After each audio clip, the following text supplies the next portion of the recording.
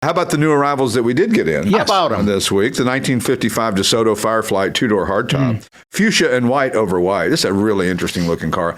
There's, I don't know, these 55 through 60 DeSotos, Chryslers, Mopar, any Fend Mopar from that era. Yeah. Really cool looking car. Very unique. And it's got a 291 cubic inch Hemi in it with a 700 R4 4-speed automatic, and it's American Rodder feature car.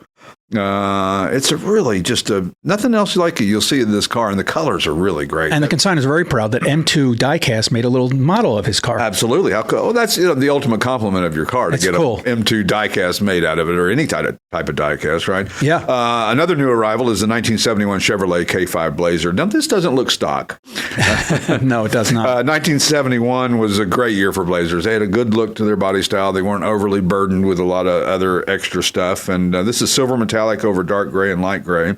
402 cubic inch V8 with a FitTech EFI electronic fuel injection, which is a great way to go on these things. Sure. That's we're seeing more and more of these EFIs, because carburetors, if you don't, they can be a little tricky. Yeah. You got to kind of know what you're doing. And it's old school. It is old school. Rebuilding a carburetor is a lot of little small springs and parts. It looks like it would just make me angry. Yeah, that's I've right. never rebuilt a carburetor, and I don't ever plan on it. I think about that like transmission, because I'm having transmission issues in one of my vehicles, and I'm like, I saw somebody take it apart. Holy cow, there's a lot of parts in there. That's a lot of parts. The worst is if you put it all back together and there's like 20 parts. Yeah, like, whoops. Like IKEA. Darn. Oh, man. What am I going to do with all these extra parts? Right. So, but this is on a shortened 1994 K1500 frame and a 2-inch suspension drop. So it's a really interesting looking car. It's one of those ones that you might walk past and not stop and look at, but it's worth a while to look at what's done. The proportions you start figuring just a little bit different. Yeah, it's like a little muscle truck. Yep, it really is. So another new arrival is the 1992 Buick Riviera Prestige Package SE. Yes. Had you ever heard of the Prestige? Not till I wrote it up. I mean, not that I know everything about 92 Buick. Right.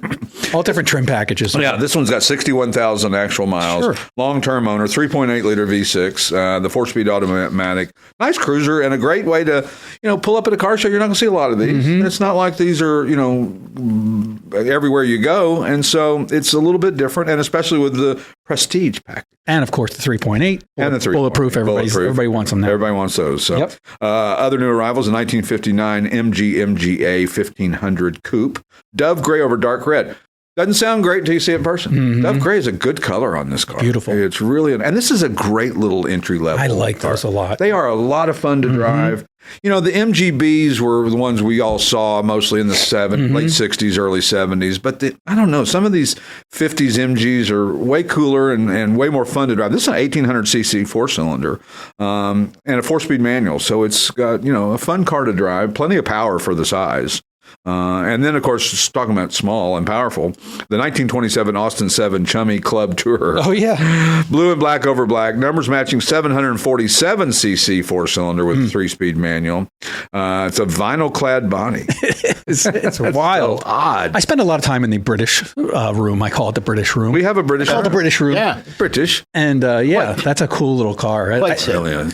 Really, like when you see it in pictures, it looks like a regular size car in scale, but when you get close to it, it's a tiny little thing. Well, it's like that European Ford Model A that we had next to the real Model A that we had that was one of my partner's cars. You wouldn't tell it was smaller until you put it next to another one, and then you went, oh, I can see that. Yeah. Other new arrival, in 1968, my favorite year, Ford Mustang hardtop. Highland green over black, which is a perfect color for a Mustang. Iconic, obviously, the Steve McQueen connection with Bullet. All stock example, build sheet included, 289 cubic inch, 2-barrel V8 with a C4 3-speed automatic. People go, oh, an automatic in a Mustang. That C4 is a great transmission, a 3-speed automatic, and you don't run out of gears. The problem with a 4-speed manual is that you were always begging for the fifth gear. Whether it's a Camaro, whether it's a Mustang, no matter what it is. So that's our new arrivals this week. Anything else you want to see, go to our website, classicautomall.com. Don't forget, we've got our third every once in a while auction that we got coming up June the 19th, 10 a.m. Okay. Free bidder registration. There's some things you got to do, but you go on our website. The stuff will be up probably today. So we'll probably be up today, meaning Saturday, the day that the show airs, which is actually May the 9th, or what is today? Today's the 7th. 7th, so that would be the 9th. May 7th, 9th. Today is the 6th. All right. What? According to the Mr. Computer here. Mr. Google says it, and it has to be so. So, it is. if you want to check out, the inventory will start going up. By next week, you'll start to see a lot more activity on there. If you've got a car that's here that you want to put in the auction, we're certainly will be interested in talking to you about that. And if you've got a car that's not here and you want to put it in the auction, then certainly that's an availability as well, too. And if it doesn't sell at the auction, because we're allowing reserves this time, then you can leave it here for us to sell it. Or you don't have to. You can take it home. The Classic Auto Mall Show with their host, Stewart Howden.